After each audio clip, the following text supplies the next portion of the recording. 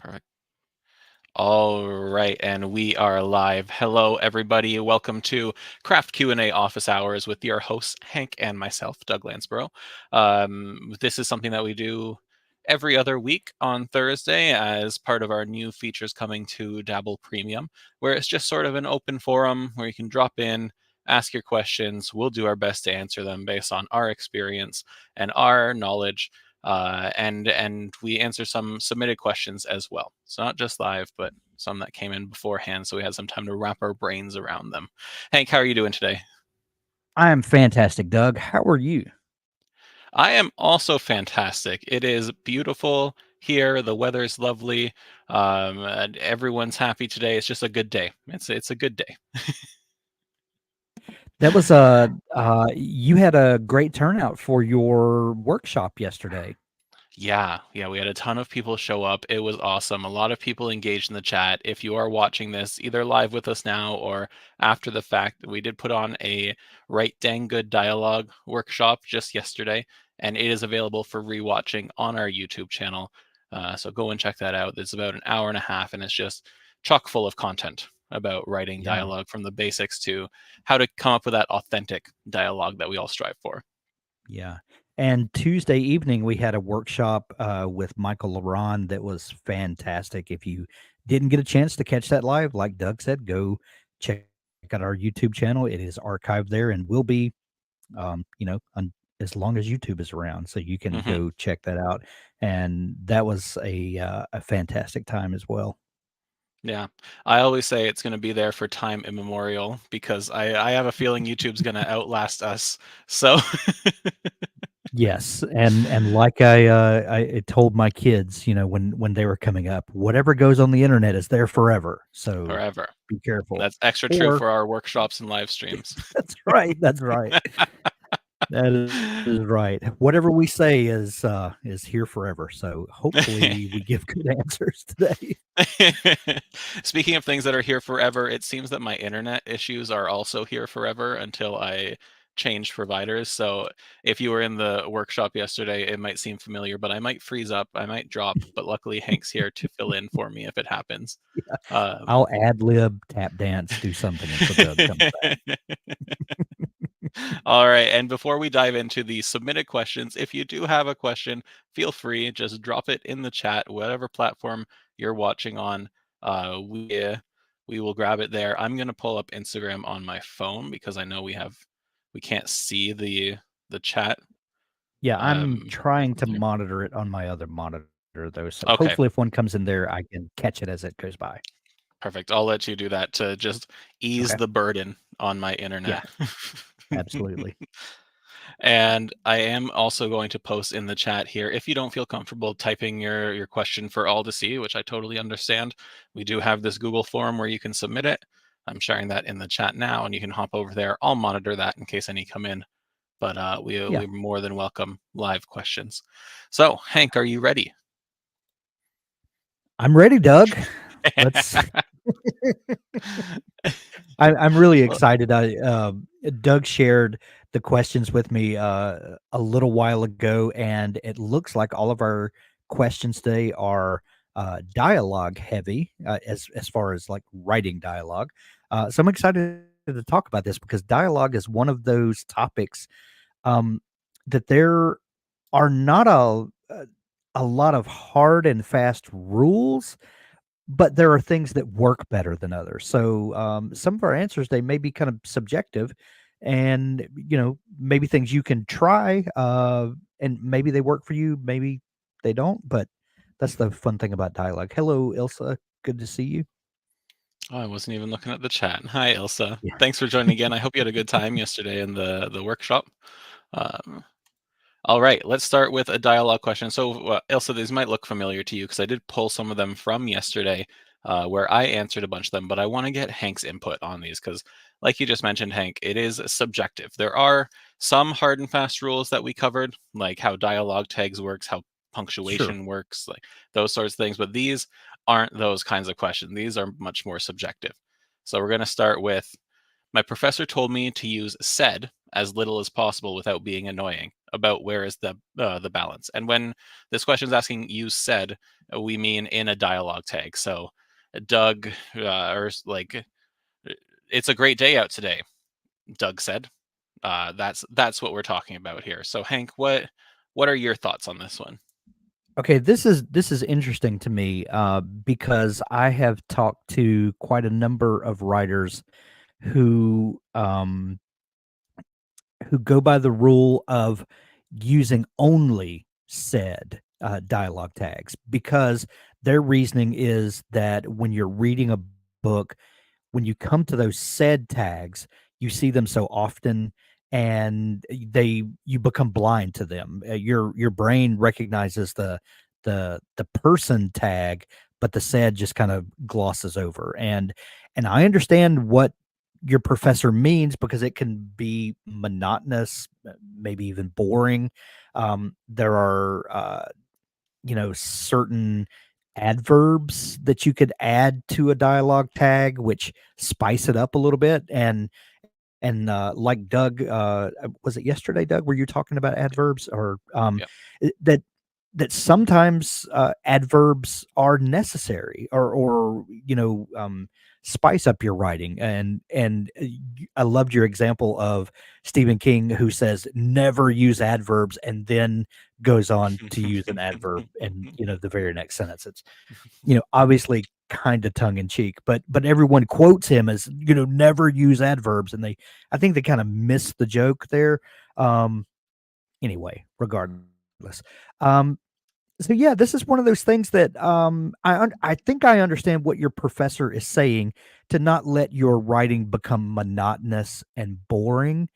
But there is something to be said Right. for the said tag kind of disappearing for the reader. So I think what I would recommend in this case is to vary it if you, the writer, start feeling bored and monotonous with how it's going. Um, I think I do agree that the said tag kind of disappears for readers after a while. Um, but I also I know for me in my writing, I do vary it from time to time. I'll use Doug said, Hank said quite a bit. Um, but then I do throw in ways of tagging the dialogue that might add a little extra context to the way you said it. And I'm trying to think of a good example off the top of my head, and I'm just not grabbing one. But sometimes you can use a tag that shows how you feel about what you're saying without having to go into a long diatribe about explaining Doug's setup for how he's receiving it. Sometimes you can tag it in a way that conveys your feeling about it without having to monologue about it, if that makes sense. Yeah, and I will add to that, if you're not going to use said, ask yourself why you're not using said.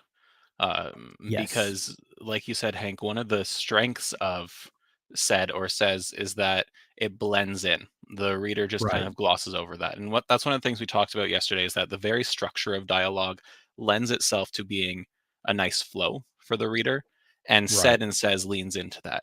If you're going to use something else, you're drawing attention to this tag now, and you need to ask yourself why you're doing that. It's fine. Like it works in a lot of cases. It adds a lot in many cases, but just make sure you're doing it purposefully, I'd say. All Yes. right. Absolutely.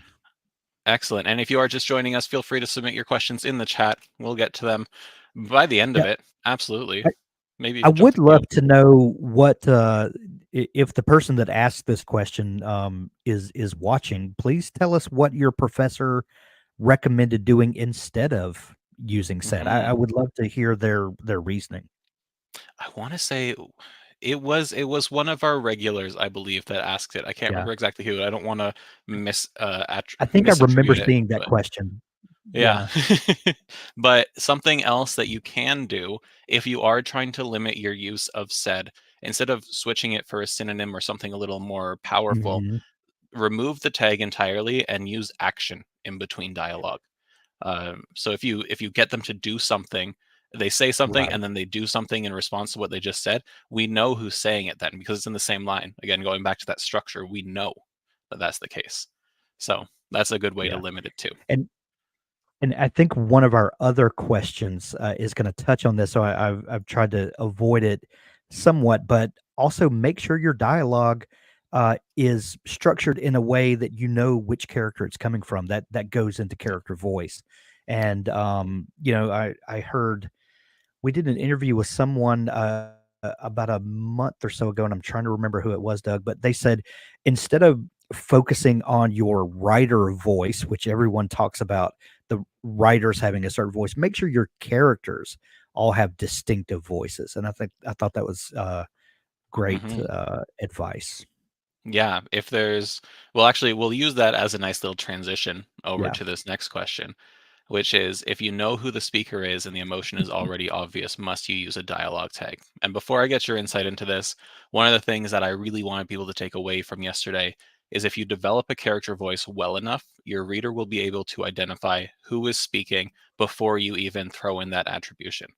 Right. So that's what we should be striving for. But this is a little different than that. Yeah. And you can't write a book without dialogue tags, even if you've nailed the character voice in the first couple chapters, you're still going to use them, right? You can just Yes. use them less. But please, your thoughts on this one, sir. Right.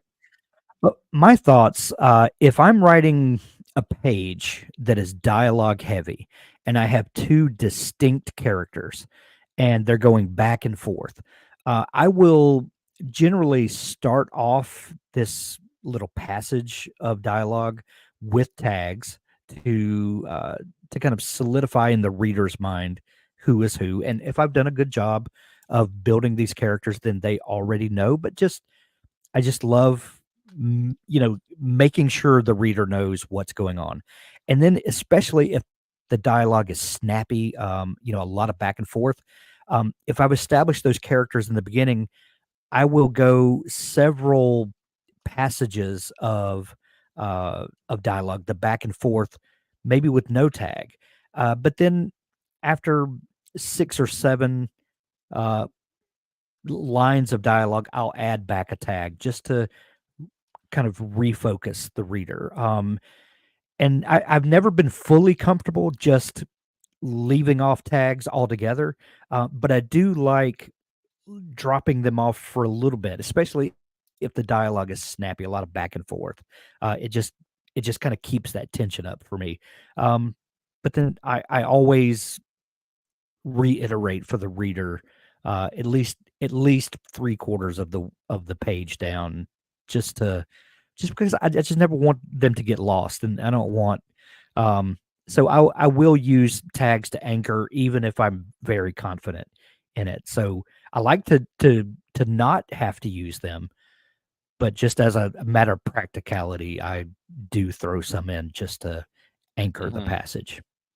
Yeah, because even the most developed, well-developed character voice can get lost or overshadowed if it's a really short piece of dialogue without any of their Right, normal ticks or colloquialisms or anything like that, right? right. So the last thing, I would rather put in too many tags than have my reader get lost and have to backtrack to figure Exactly. out who's saying what. So Exactly. excellent. Yeah, I like Exactly. that. And I've never heard someone complain that there were too many dialogue tags. no, I have read a passage and thought, "Oh, I really like the way that flowed," and I could keep track of the characters. They were very much in character. Um, but I've never been mad that a writer put in dialogue tags. So yeah, I think it's more a preference for the writer. Um, if if you're confident that the reader can follow along, if you ever have a shadow of a doubt that the reader might get confused or lost, add some tags in. It never hurts. And then if you're worried about your tags becoming monotonous, try different ways of giving attribution to your characters. Um, but yeah, that's not something to lose sleep over. Add no. tags if you have a doubt at all, add tags. Absolutely. And what's something else that you can do if you feel like you've gone overboard on the tags? When you get to the feedback process, beta readers or editors or a critique partner or group, then Yeah. ask them. Say, hey, is this Right. too much? Maybe don't ask them at first. See if they bring it up naturally, but then you plant it in their mind. They might think that there's too many. They might Right. look for it, but that's that's always something you can do. And Yeah. speaking of feedback, we're going to use this moment to shamelessly plug our Feedback Friday event that will be happening next Friday. I just posted in the chats here on Facebook and YouTube a form to submit up to 4,000 words to get a chance for personalized feedback on it. Our theme is dialogue for this one, and that'll be next Friday back here on YouTube. Because we know I got to get my shameless plugs in whenever I can. We seem to be focusing a lot on dialogue here lately, Doug. What Mhm. role do you feel that dialogue serves in the fiction writing process? I mean, can you think of a book that you loved that was very slim on dialogue? I can't think of a book, period, that's slim on dialogue. Right, right. It's The it's only it's I can crucial. think of That's it is, yeah. I yeah, can think of, movies that are slim on dialogue, and some of them are good and some of them are bad, and generally right. it comes from, like, a protagonist that has some sort of disability. And, Yeah, there's this one movie, Hush, I think it's called, with Katie Sagal, and it's a horror movie, right? So if you don't like horror, don't look it up. But it's silent throughout the entire thing. I don't think she can hear in the movie, and so there's almost no dialogue whatsoever, and that lends so much to it. But with a visual medium like film, you get communication in other ways, right? And we get right, to see things. You don't get that sort of luxury with a book, with a written medium. right, So I think right. dialogue can do so many things, like character growth, tension, conflict, plot advancement. There's so much you can do with dialogue. To intentionally omit it or restrain it, you really need a good reason, and you really need to put in the work elsewhere to make up for that. Yeah. And that makes me also think, there are not many stories that have a deep impact on us for the plot. You know, I may say, Doug, I read this book over the weekend. It's amazing. The plot was so well done. Um, you may have some instances like that where you love a story because of the plot. Most of the time, I will argue that you fall in love with the story because of the characters, Mhm. and in especially in books and writing, where you really see a character evolve and come into their own is through dialogue, and that's why Yeah. dialogue is so important. Yeah, yeah. Dialogue is how we learn about them. Dialogue is how they learn about each other and how relationships are formed and lost and all that. So yeah, it's just such a powerful tool, and that's why I really focus on it for this workshop. We brought in these couple questions, and our next feedback Friday is all about it because it is such a crucial tool, and it is very subjective and very hard to master. So It is. let's go to a non-dialogue question though. Okay. Here's one. I had a season full of semester exams and now have 1,794 minutes of writing piled up that I have to do. Any tips on getting through it? Now, I don't know if that's an exact number. It would be impressive if it was, but Right, I think right. we've all felt this at some point where we've had to go a long stretch of time without writing, and now we feel like we're so backed up. Yeah. Right? What are your thoughts here, Well, Hank? my first thought is, put the seat of your pants in a chair and hands on the keyboard and get to it. And if you, uh, get to have an hour-long writing session, now you have 1,734 minutes. Chisel away at that pile of writing that you need to get to, and the only way to do that is to start. I think, uh, for me, when I would get caught up in something and my writing would suffer, the first, um inclination is to feel bad about it and, to think of all the lost time, all the wasted opportunities, and then, that can get in your head, and then that can contribute to writer's block, and those things kind of compound and build on each other, and the more you feel bad about it, the worse you will feel bad about it. And, it can work against you. The only way to combat that is to write, to sit down and write. And so my advice would be just to get at it and not think about the 1794 minutes that are waiting for you there, but to say, okay, I have an hour today. I'm going to sit down. I'm going to do everything that I can within that hour. And then I'm going to look back at my project and see that I've moved the needle a little bit. And now going forward, I know that, it's going to take, this much effort to make it through. Don't think of the lost time. Think of the time that you now have to work on it. Yeah. It's little mind games that you play with yourself, it feels like, but it really is about, um, there's nothing you can do about the past. Those 1794 minutes are gone. Now you have what you have today. Yeah, no, I completely agree. I think this is a very big mindset shift that you need to make. And it's a lot easier said than done, but you do not benefit from thinking about what you have lost in the past, what you haven't been able to Right. accomplish, right? Unless you have a deadline for, say, a publisher, and you mapped out that you need to do X number of words a day to reach that deadline, then maybe you have a little bit more stress. But you are doing yourself no favors by thinking, oh, I really missed out on that, because you're already Yeah. sad about it. So don't make yourself feel guilty about it. Right. Right. And so now you have time. Exams are over. I hope it is. Yeah, it's May. So I'm sure exams are over for most people.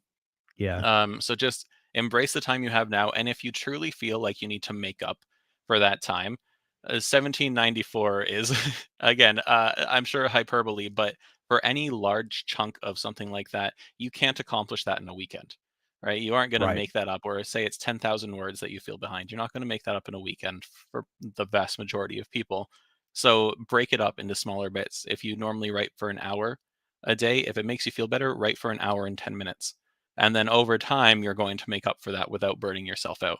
Because the other Right. risk is that you go too hard too quickly, and then you end up in a state where you don't want to write at all. Right.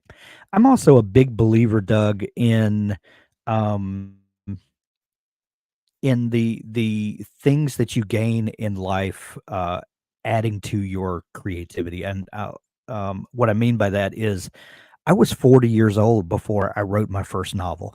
I had written lots before that. I used to write a column for our local newspaper.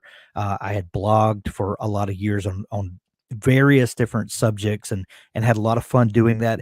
And all of those things contributed to my storytelling ability, but also all of my years on the earth and working at a job, raising a family, being a friend, being a son and grandson. All of those things contributed to who I am as a person and as a writer and the different life experiences that I get to then bring to my storytelling. And so if you went through experiences that kept you from writing, think of those as opportunities to add to your toolbox, that now as a writer you get to draw upon. Never think of your past as robbing you from getting to do the writing. Think of it as things that have been added to your toolbox that now as a writer you get to draw upon. Every good experience, every bad experience, they're all tools in the toolbox. Yeah, and I might mute myself on and off because I think there's Yeah. someone outside the house that my dog's barking at. So, but I did just look it up as you were saying that, and the average age for a first-time author is about 30 years old. Right? So don't think that there's some time limit on this. Don't think that Right. you're behind just because you missed out on something. I'm assuming, like, I might be incorrect in my assumption, but someone going through exams is probably younger, like a younger student, high school or university, college age. Probably. So don't feel like you're behind. You, especially if it's your first book, you're doing it for fun. You're doing it because you're passionate about it. Don't let Right. this idea of a missed opportunity take that away from you. Yeah, yeah. Yeah. And I think, Christopher Paolini, is one of the only people that I know, that wrote a great book in his teen years and then built a writing career off of that. most people need to gain some life experience. So Paolini he's a study unto himself. By the way, he's coming back on the podcast next week, I Excellent. think it is. So yeah, be sure to tune in for that. Yeah. Yeah, and for anyone who hasn't seen it, we do have 2 episodes with Christopher Paolini, Yeah, and those are all available on our YouTube channel as yeah. well for you to I think check out. I Just think search his name. we're gonna talk specifically next week about fantasy writing and world building. Very So we're cool. and we probably will get into character and dialogue as part of that world building because that's something that he does very well and readers really resonate with. So we're gonna pick his brain on And that he's next just week. such a nice guy. Like, he comes off as very The genuine and nicest, kind. the nicest. Yes. Yeah. Awesome. Before we move on to the next question, I see here from Celeste, I learned that unfinished sentences not overdone also adds the authenticity of dialogues. Yeah, sometimes Hank and I don't let ourselves finish sentences before we're just too Right. excited to jump in on something. Yeah. So And honestly, if you record a conversation, that you have and I'm not saying to do that, I'm just as an example because that might be illegal depending on where you are. A lot of conversation, a lot of dialogue is broken, um, sentences, a lot of Mhm. unfinished thoughts, and a lot of it is facial expressions that go along with that. So, knowing that in your writing of dialogue, figure out how to convey the things that are not conveyed with words sometimes. That can Yeah. really add to your dialogue as well. Yeah, absolutely. I will add to Celeste's comment here or emphasize the not overdone part. Do it every now and then, but if you do, like, one of the things you need to do when you're writing dialogue is remove some of the imperfections that we have in real life. Right. So that's one of them, but it can be very effective if done right. Yeah, So, all right, let's move absolutely. on to another question here. Let's go. This is a big one. I'm getting close to finishing my first draft. What's the next thing I should be doing after that? Stephen King would tell you to take that first draft and put it in a desk drawer, and I think he recommends like 6 weeks. I have not met another person who can, walk away from a work in progress for 6 weeks. God love him if he can, I can't do it, but I do think it's solid advice to close that document and go do something else for even if it's a weekend away, go out of town, get a change of scenery and let those characters that have occupied your brain, nonstop for however long it took you to finish that first draft, allow them to step away for a little bit and then come back to that draft with and take off your writer hat, put your editor hat on, and go through it with a critical eye and start looking. The first thing I do is I do a read through and see if does the story make sense. Do my characters go from point A to point Z and connect all the dots in between. That's my one Canadian joke for every episode. I'm contractually required to make one Canadian joke each episode. Um, but does it make sense? And then if it makes sense, are there any glaring plot holes? And just look for problems with it and take a critical eye. Read the book. Is it enjoyable to read? That should be priority number one. Do you have a good time reading it? And then look for problems and just kind of make a plan for how you're going to edit that book. That's what I do anyway. Yeah, I I don't think start thinking about the publishing process yet until I feel good about where the book is. there are some people, especially some indie authors, who will produce, 6 books a year or something, and they have their process down to such a fine art that they Right. can start marketing it because they have that timeline. It's like, okay, my revision's going to be done in a week, and then beta readers are going to be done in 2 weeks, and then editing is going to be done a week after that. Like, they have those processes in place. That's And they also have so a far. team in place. Yes. Yeah, that's the Yeah. other thing. Yeah. But for the average author, myself included in that, you do want to take that time away. You need to separate yourself from your work because you're so close to it that even if you reread it the day after, you wouldn't find some of the errors that are quite obvious compared to when you read it a week after or 2 weeks after. Ilsa in the chat there said that it finished first draft on January 9th and she started the second draft on April 8th. That's a long time in between, but That you do you, is. and sometimes life gets in the way, right? The Yeah. the thing that I think people should focus on when it comes to the revision process, once that time has elapsed in between, or even during it, is you also want to start on your next story. And I don't want to overwhelm anyone, but if you've established this nice momentum from writing that helped you finish your Mhm. first draft, don't let that go away. Maybe you cut Right. it back and then split it between revising and writing this new story, or maybe you spend time outlining and plotting and then you're revising and writing at the same time. But try and keep up that momentum and work on something else, and then set some time outside of that for revising. And I say that with someone who doesn't have a ton of extra time or just poor time management skills. So I can understand if you're all shaking your heads at me, but that if you Yeah. can manage to do that, you're gonna just write your next book so much more efficiently.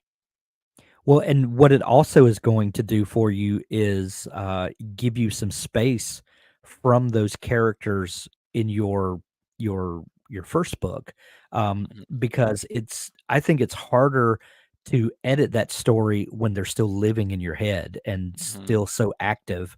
Um, you know, set them aside, get some new characters, get a new plot, a new setting, get get attached to this other thing so that then you can look at your first book with a critical eye, and you're not so close to it.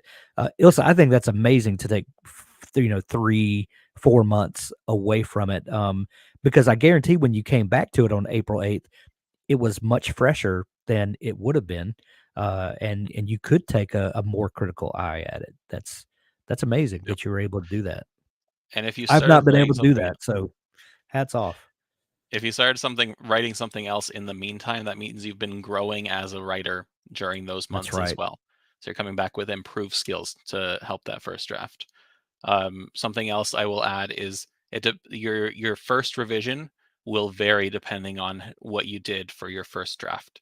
So a lot of times like personally I like doing the writing I like doing writing sprints, but then I'll dedicate some time during the first draft process to go back and revise things and make it a little prettier. Some people don't do that. They Right. power through to the end. Some people jump back and they do more thorough edits and revisions. And so my first round of revision tends to be more spot edits and line edits than it does more like a substantive edit. Whereas some people might be like plugging up plot holes if you completely pants the thing. Some people might just be copy editing Yeah. and looking for errors in spelling and grammar. It really depends on Yeah. where you're at in the process. Yeah. Absolutely. All right. Before I pull up another question, I will say if you're watching us on Facebook or YouTube, feel free to put your own questions in a comment, and we'll see it pop up here, and we'll pop it on screen for everyone else to see, and then we'll Yeah. answer it to the best of our ability. Yeah.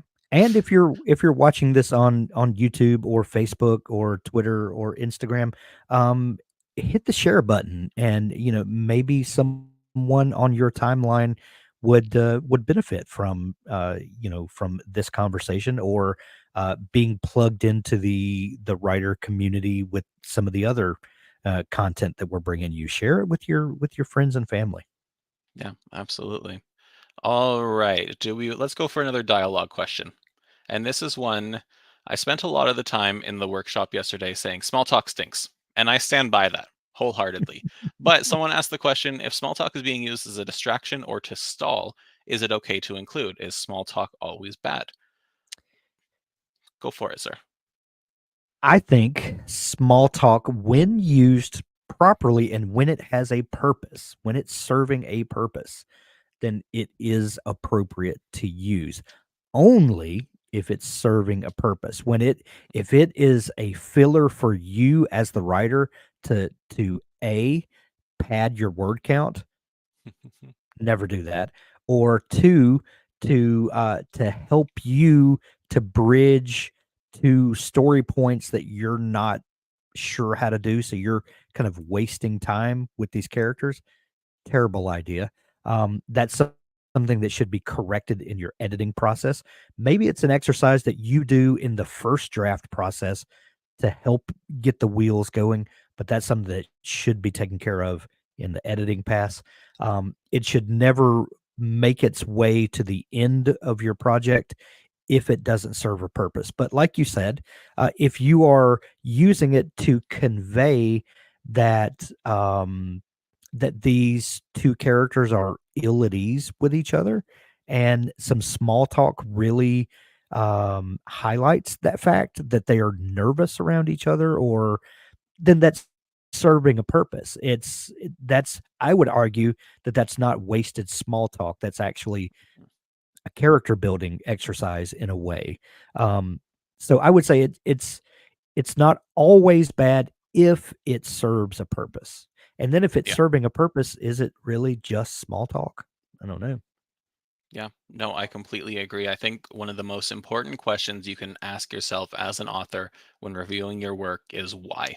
Why did I include this? Why did a character do that? Why is this conflict the way it is? Yes. If you can really boil it down, then you'll have your answer because it'll become very obvious. If your why is they're just saying hi to each other, or I just want it to feel like they're talking about the weather because that's what people do, those are right. Uh, Right. Oh, I froze a little bit. Yep. That's okay. You Um, know, what what, what I also wanted to say is that when it's small talk, whether it has a purpose or not, you can also get away with not including it as actual dialogue. So I used the example yesterday of a detective showing up at a crime scene, and you can say, "Hey, how's it going?" or "What's the situation? What's happening? What took you so long?" All of that small talk. But you could also say right. something like, "Detective Hank nodded at the forensics team as he got there." That's a greeting in itself, right? Or he Yeah. nodded and asked what the situation was. Then it's not dialogue; it's just action at that point, and Right. action's a lot more digestible than small talk. Sure. Sure. All Yeah. right. I concur. We got a question from Instagram. If you don't Okay. mind, Doug, I'll pop it up. Let's see. Let me. Can I?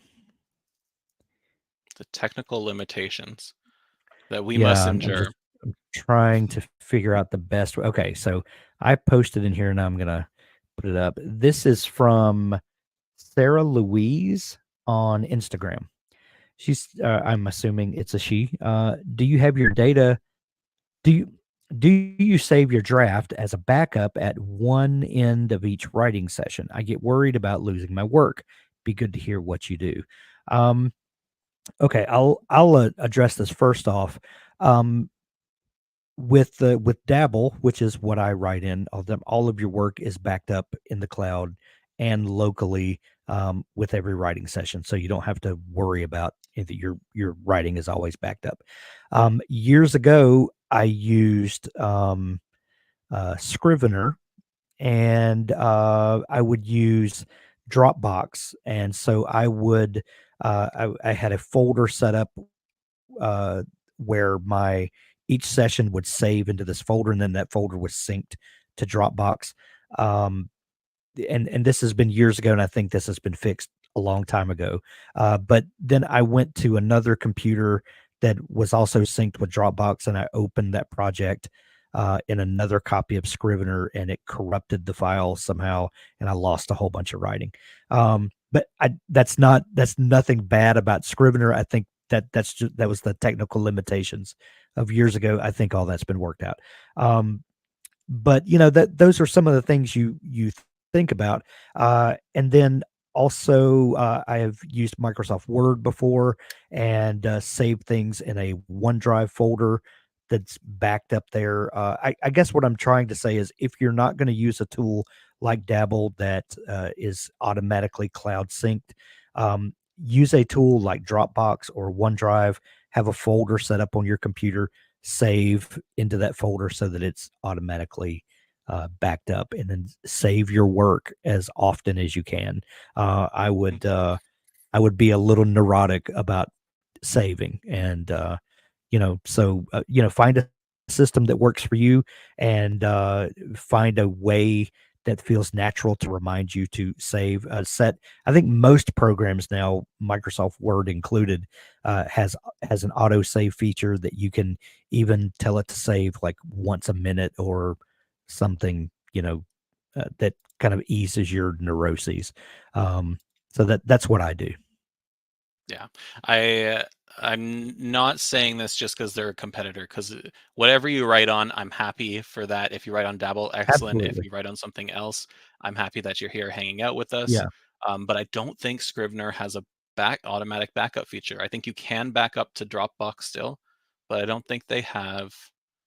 Uh, okay, no, they do have autosave now. Sorry, that I must be thinking about a previous iteration. Okay. Um, but yeah, Yeah, so I think version 2, which I used quite a bit, I think you had to manually do. I think version yeah. 3 has corrected some of that, but, yeah, Yeah. I it's I been a used while to since I use used it. Microsoft Word for Yeah, my writing. I think everyone starts at Word, yeah, I was gonna say or you maybe and everyone else. Google Docs these days. Yeah, But I had OneDrive turned on. I had the syncing turned on, but there are times when syncing will turn off for OneDrive, especially if you save it locally and then open up that local file instead of right. the live one. And so I didn't notice this. And, I was very much the kind of person that just closed my laptop rather than ever shutting it down. So it was Yeah. always the same document. I lost 50,000 words. 50,000, Hank. That's almost an entire book. Ooh, So wow. I was terrified after that. I felt awful. I appreciate this question so much because yes, make sure you're writing on something that automatically backs up. Make sure you know that it's backing up. You can see the little syncing icon in Dabble. It'll tell you if it stops syncing because of a network error or something like that with a little pop-up. But if you're using OneDrive, make sure that save is always on. Make sure just double check every now and then. Don't be like me, Yeah, yeah. and shut down your computer every now and then too. That's Yes, it's a reboot every now and then does everybody, a world of good. We have another, comment from Instagram from Honey Wordsmith. We'll get to that in just a second, but do you wanna, pop up Patricia's comment here? yeah, or a comment or question. Sorry. Well, I just saw a question come in, but, first she said, "I live on a boat. Yeah. I use Oh, Dabble as a" we're whoop, fighting yeah, I'm sorry, we were both clicking at the same time. "I now. use Dabble and haven't had a problem with the program saving it automatically. We have Starlink and have not had problems backing stuff up even at sea." Amazing. That's We love awesome. hearing that. Writing a book at sea. That's so cool. I know. That's so cool. That is so cool.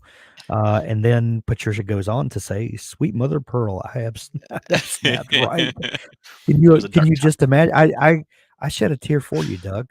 Thank you. That was more than, Thank you. um, this, I will pop up this Pat's comment from question. Instagram. Oh, sorry. We'll do Yeah. the Instagram comment. Then Pat had a No, go ahead, question go ahead. beforehand. Okay. No. Go ahead while I figure out how to get this comment from Instagram up. All right. I struggle with characters' internal dialogue, the technical aspect. Do I use italics, even if the internal dialogue is more than a few words?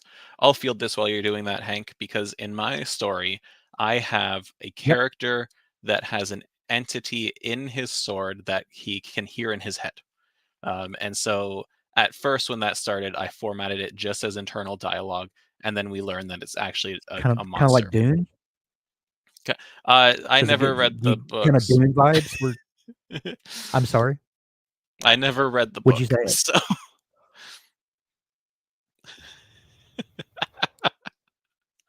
I watched the second movie last week. Um, so when I did that, Okay, I never mind. italicized all of that internal monologue. Love And it. as Yeah. long as you're not doing blocks of dialogue with that, I limited that internal dialogue to like a sentence or two on either side of a dialogue tag maximum, because more than that and it becomes overwhelming and hard to read. Right. If I wanted more than that, then I would change the scene so that it was like a vision where they were actually talking to each other. or I made it action, like Vulcanus is the name of the creature. Vulcanus described how this and this happened, and then gave it through that medium instead of just pure italics. Some people don't do that though. Some people will put it in quotes and just say that a character thought it. Some people will. It also depends on your POV. Like if you are a third Right. person limited or a first person narration, then you can do it more in the prose and work it in that way. If you're third person omniscient, then your character can or your narrator can see into minds and pick it out that way. Like there's a Right. couple different stylistic routes you can choose. Yeah. I'm a big fan of the italics, especially if you have a strong inner monologue, that kind of becomes part of the narration, or it really adds to the character. And as a reader, if I see the italics in a paragraph, I just kind of assume that's what it is, unless the writer tells me differently. I assume when I see italics that it's an inner monologue kind of thing, Yeah. that because that's just kind of become a stylistic thing that you just come to expect. So I think readers especially expect that sort of thing, and that makes it much easier to convey. I'll tack on a little extra thought to this one. Um, Hank, what are your thoughts on italics being used in a book outside of this Can you give me an example? for emphasis, to emphasize a single word or a couple words? I can give you Um, my thoughts if you're worried about me judging you. no, no. I'm just I'm trying to like get a context for it, to think if I'm um well, I think it can work for emphasis, if it's hmm. Go ahead and tell me what you think. I'm still pondering this. I don't like it. This straight up, both from a reading experience and an editing experience, I think Yeah, I've seen it used, and when you use it, you're essentially saying, "I have no other way of emphasizing this important point other than right, italicizing it." So, right. And if you've done a good job with your characterization and your dialogue, you should be able to convey those things in the context of the dialogue and not need that extra emphasis. And and And I think mostly because I, as a reader, have come to expect when I see italics, I think internal monologue. That's my first, yeah, and if that's not it, then I have to struggle to figure out what you're trying to get across to me. When apparently you could have just picked a more straightforward way to say what you're trying to say to get me to understand it. yeah. Now, I do wanna add on to that, if you are listening or watching and you are a writer that uses that, I'm not bashing on you. It is a stylistic choice, and the fact that I've seen it so much means that people do like it. It's just Right, I think you can do other things that would strengthen your prose. right, absolutely, I agree. All right, let's pull up this comment from Instagram. Honey Wordsmith says, "Does that work in memoir as well? The small talk thing." Um, this is a very good question because I am not a memoir expert, but um, I think the rule for me would be the same. Yeah, Small talk only works if it's serving a purpose. Only use it when you're trying to convey an attitude, a feeling of discomfort, of ill at ease between two people. I think that's really and I'm kind of running through all the possibilities in my head of what where this would be appropriate, and that really feels like the only time where small talk is appropriate. So yeah, I would use the same rule, is that if you're trying to show that that someone is nervous, is uncomfortable in a situation, small talk might be a good way to convey that. If used sparingly and if used to show that this is out of character, maybe I would still use it sparingly though. I would that just seems like that's a very specialized tool for me, that that would need to be used in a very specific situation. Yeah, I'm no memoir expert. However, I have had the pleasure of editing Abby's articles on memoir writing, and she's much more experienced in that realm than I am. And Yeah. memoirs are memoirs are creative nonfiction, right? They are still Hmm. stories that we're telling. They are somewhere between just a fictional story and an autobiography. They exist in that area. Right. And so, but they skew towards a story. You're still telling a story. There's Sure. still characters, conflict, plot, everything that makes up like a fantasy story or a suspense thriller story or anything. So you still abide by the same rules. And I think it boils down to that why question again. Like, why am I getting my readers to read this part? And if it's not adding something for them, then it's usually taking away from the experience and you don't need to include it. So if it is small talk to show that someone's nervous or to stall or to do X, Y, or Z, if you have that purpose, sure, include it. But if you don't have a purpose for it, then you need to consider why you're including it in the first place. Yep. I All concur. right. We're good at concurring. We are. Okay, Um, let's see. Do we have any other questions here? I'll just the follow up on Instagram. Honey Wordsmith said, "Thanks. I'm thinking of using it to show a difficult transition from place to place. Yeah. That might be a great way to do it. I would say write it and see how it feels to you, and maybe consider a couple of beta readers and just ask them how this feels to them. It's Yeah. one of the it's I would say it's a specialized tool, but try it and see if you can make it work. Yeah. It may be one of those situations where it's absolutely mind blowing, and it's just not something that many people try, but this may be an absolutely appropriate place to try it. Yeah. And I would say if you're using it for that purpose, then you're using it as a tool for showing rather than telling. Because you could just as Right. easily say, Hank used to do this and now he does this. And Yeah. that's not very effective. But if you use small talk to show that transition, then it's a Right. tool. Then you're putting it to good use. Right. That's a good Absolutely. question. Both That was a those great submitted question. questions have been You really great. made us think on that one. Yeah. All right. Yeah. What time? We still have a couple minutes. I think Yeah. I think we have another one queued up here. Let me just see. Uh, Here, this one.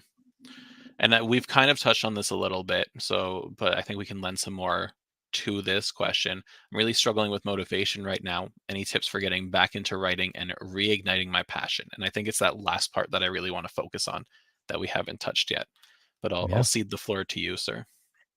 Go ahead. Go I'll let you Okay. go first on this one. So I think it really depends on where you're at in your author journey or career, however you're viewing it. And if you really want to reignite that passion, I think you need to take a step back from where you were before you lost your motivation and just go a little more slowly into it. Like have some grace for yourself, take it a little easy on yourself and write for fun rather than writing for a word count or for a Yes. time goal or something like that. I think that's where, and look at what you're writing right now. Feel free to skip ahead in your story or to write a short Mhm. story or to, just write nothing, just write garbage and just have fun. Like find something that makes it fun for you. Don't stress about being the best writer that you can be. Yeah. One thing Michael LeBron touched on the other night, in his workshop um, was, finding the fun in what you're doing, and, if you're not having fun writing it, your readers are not gonna have fun reading it. Mhm. Maybe you're writing something super serious and that's it's not supposed to be fun. That's a whole other thing, but I think most people that write genre fiction like both of us do, I think we want our readers to have fun. We want them to buy our books and have a great time reading them. They need to feel like I was having a great time telling this story. And also remember your why. Why do you write? If you didn't get into writing because you felt like you had a story to tell in the beginning, maybe all of the stress and anxiety of uh, of your writing becoming a writing career have stolen your joy, take a step back and get back to writing for the fun of it. Because I don't know a single person that got into writing to sell books uh, as a career. But I know everybody got into writing because they had a story they felt like they wanted to tell, reconnect with what that original passion was, and a lot of times that will correct itself. Yeah. And I just shared in the chats there and the comments on Facebook and Yeah, YouTube Michael Laron's workshop that he did this week, 2 days ago. Um, and yeah, I like saying to people that the stories that I write, because I write dark fantasy, urban fantasy, I want to write some horror. I am under no illusion that never going to win some prestigious literary prize, right? Maybe like yeah, one day like a Hugo or a Bram Stoker or something like that. That maybe that's the goal. But like yeah, in Canada here we have, is it the Governor General's literary award? I can't remember. There's like the national ones. And that's all the sure, literary fiction. I'm not right, going to win that. I write like an Avengers movie or like a Transformers movie. I want to right, entertain the person on the other end, and I can't do that if I'm not having fun with the sword fights and the explosions and the tension between characters and all that. And the stuff during our writing sprint yesterday where I had to put not appropriate for a live stream and just move on. That's what I live for. right, That's where the right, passion comes for me. So yeah. Well, if we're talking about movies, those Avengers movies make way more money than the mhm, serious literary. Literary is not the right term for the art house cinema. yeah, Um, there's a reason people want to be yeah, entertained. People want to come to your product and have a fun time reading it. And if you didn't have a fun time writing it, um, there's your disconnect right there. Go back to why you originally started, what was fun about it, and reconnect with that feeling. yeah. And if you're an author that writes that literary fiction that is very, character driven and very serious and approaches a topic that doesn't involve sword fights like I do, then that's something you're passionate about, right? And lean into that. Right. I'm not saying that's the wrong thing to write. That's just the wrong thing for me to write. Just like writing Exactly. sword fights would probably be the wrong thing for you to write. Yeah. So Yeah. find what makes you smile when you write and write that. That's right. Yeah. All right. And that pretty much puts us right at the hour mark. And I think that's a good little office hour Q&A session. Hank, is there anything you want to shamelessly plug before I list off a couple upcoming things? Let me pop over to my calendar here real quick. The first week of June, we have at this coming Tuesday, June 4th at 2 p.m. Eastern is Christopher Paolini, and we're going to talk about world building and character development in fantasy specifically, but we'll talk about across all genre fiction because I think the things that work for fantasy also work for mystery thrillers, science fiction, et cetera, et cetera. So we're going to have that's going to be on June 4th, which will be Tuesday. And then also on Wednesday at 2 p.m. Eastern, author Natasha Preston writes indie romance and then also traditionally publishes YA thrillers. So we're Very going to have a cool. fun conversation there about working as a hybrid author, where you've got one foot in the indie world, one foot in the traditional publishing world, determining what works for which form of publishing. And we're just going to kind of pick her brain on, writing romance and YA thrillers. So that's going to be a lot of fun. So Tuesday and Wednesday of next week, we're going to have both of those live events at 2 p.m. Eastern on each day, right here on our Awesome. YouTube channel and Facebook and Twitter and Instagram. And as a fantasy and sci-fi fan, I don't need to justify listening to Christopher Paolini speak, but I will for the other chat that you have going on, Natasha. Yeah. For people who are interested in making money as an author, the study that I remember from probably 2 years ago now cites that hybrid authors who both indie publish and traditionally publish make the highest median income of all Yes. authors. So if that's something you're interested in, you definitely got to stop by for that one. I'll also Absolutely. take this chance to shamelessly plug Writing Sprint Wednesday. Robert's back to host that, but I'm going to be hanging out in chat and getting those words done anyway. That's Wednesday at 11 a.m. Eastern, I believe. We'll confirm that, and newsletter goes out on Wednesday, so keep your eyes peeled for that. Yeah. And then on Friday, we will have Feedback Fridays back here where we go over some stuff that we saw from a user submitted piece, focusing again on dialogue this time around. So keep your eyes peeled for that one too. Otherwise, thank you Yeah. everyone for joining us for these office And hours. This was a ton of fun today. yeah, and I have a brand new short story that I'm working on, specifically in the writing sprint Wednesday. So I'm going to show Mhm. up and continue writing my magical realism, urban-ish fantasy story. Yeah, and if you haven't showed up before, I strongly suggest it because I mean I haven't said this out loud before, but I really want to break 10,000 words written during a writing sprint Wednesday between all of us participating. So, do me a favor and show up. Right. Contribute your words to the cause. Sorry, a Yeah. quick question from Pat here. For Feedback Fridays, do you accept romance even if it's spicy for a live stream? Should I submit? If there's anything explicit in terms of nudity or sexual content or violence or horror, like gore, we can't show that. If there are, I think, like we try and keep it PG 13 or PG 14, whatever the rating is, just so that neither myself nor Robert feel uncomfortable reading it. Not that I think we would, but also Yeah. so that we can show pieces without making the viewers feel uncomfortable. Right. So if it has a little bit of kissing, I think that's fine. But if it's explicit, I'd probably avoid submitting it this for Yeah. this I kind of I thing. would say probably closed door romance is the best shot for a live stream.